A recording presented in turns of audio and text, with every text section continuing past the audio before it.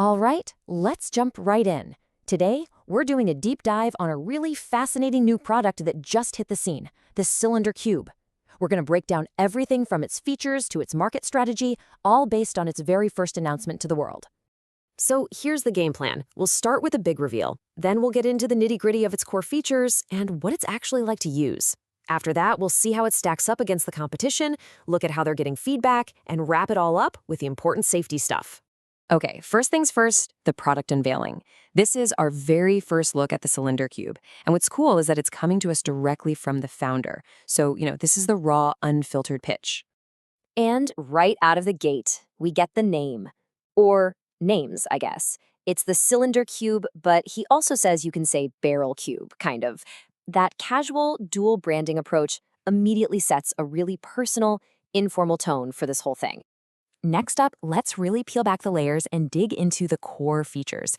This is where we get to see what this thing is actually made of and what's supposed to make it so special. Okay, and this is where it gets really different. The key feature, the thing that sets it apart, is that it can roll around rolling wow like a tire. So it's not just a static puzzle. It's got this kinetic, dynamic quality. That's clearly the main selling point. So if we look at the basic structure, we're talking about a 3-layer design.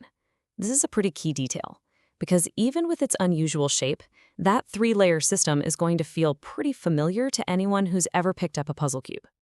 And check out the colors. It only has 5. Now that's a really deliberate choice, right? It's a clear break from the traditional 6-color puzzle, which tells me they're going for a more modern, streamlined look.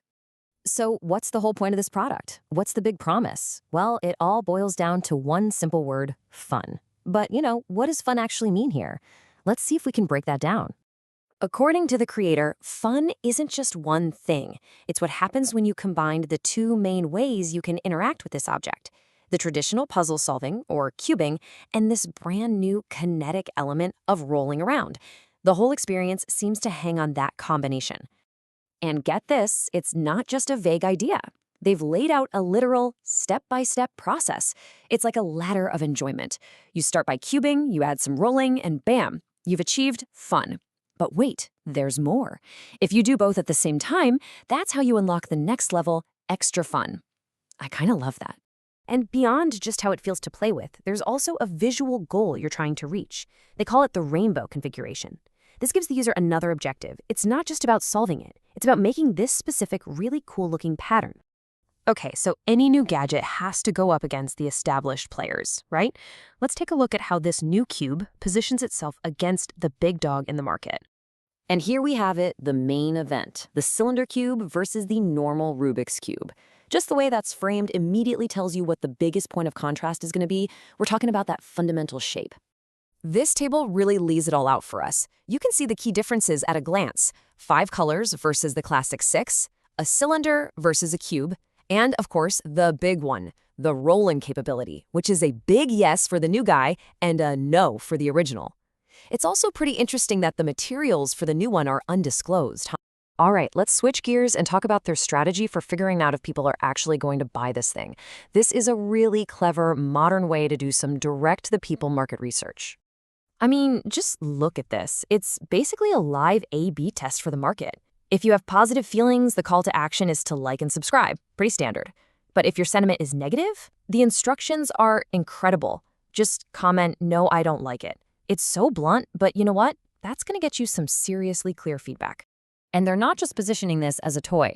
They're playing 2 angles. The primary use is, of course, active play, but they specifically mention a secondary use.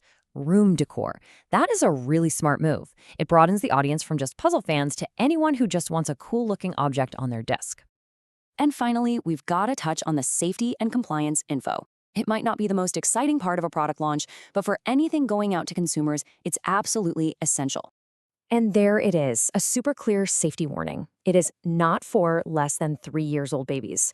It's a critical piece of information for parents and a sign that they are, at least on some level, thinking about product liability and keeping people safe. The whole presentation wraps up with a simple, "Bye-bye, guys, see you later."